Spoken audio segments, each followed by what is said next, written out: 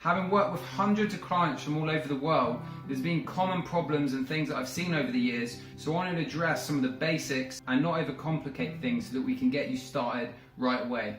Hey, this is Paul here from IntraLifestyle.com. Now this channel is all about helping you live with greater health, happiness and freedom. So if that's something you're looking to do, then please consider subscribing for future videos similar to this one.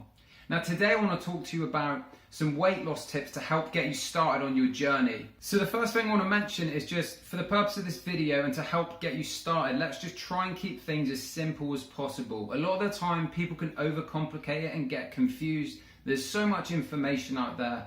So let's just make it simple so that you can start taking action and getting results today. So everything I mentioned in this video is easy to do and you can begin it immediately. The first thing I want to talk about is just look at nutrition in terms of energy balance. Now I know there's a lot more to nutrition and our bodies are very complicated beings, but for the purpose of weight loss or weight gain, let's look at it in energy balance. So energy in versus energy out. So if you consume more energy in calories through your food and drinks than you burn through exercise and movement and any activity, over a period of time you're going to start to put weight on.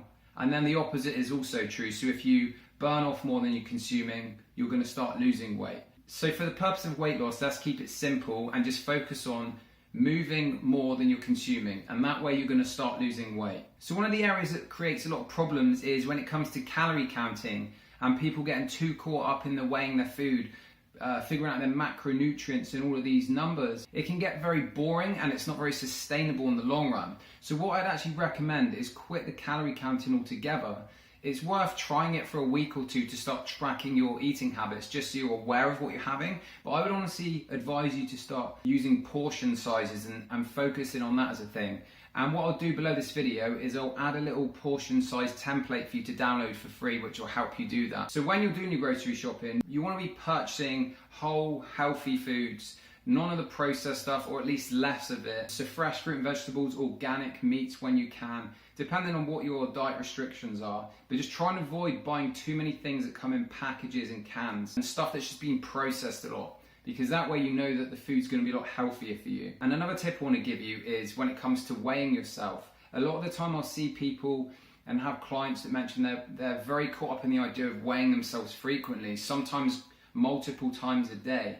Now this can become pretty addictive to do that and you can get too caught up in the numbers on the scale, but I want you to understand that it doesn't always give a true reflection of what's happening. Your body is a complicated thing, and even things that you're consuming in your diet, if you have high sodium, you drink more water, the food you're eating, how regularly you're going to the bathroom, hormones, all of these things are going to have an impact on your weight, and that can change on a daily basis. I've personally weighed myself in the morning before and then in the evening, and I've been about 8 pounds heavier in the evening, but I know that's not telling me I've put on 8 pounds of muscle, and likewise I haven't put on 8 pounds of fat. So I'd advise doing it once a week or every couple of weeks.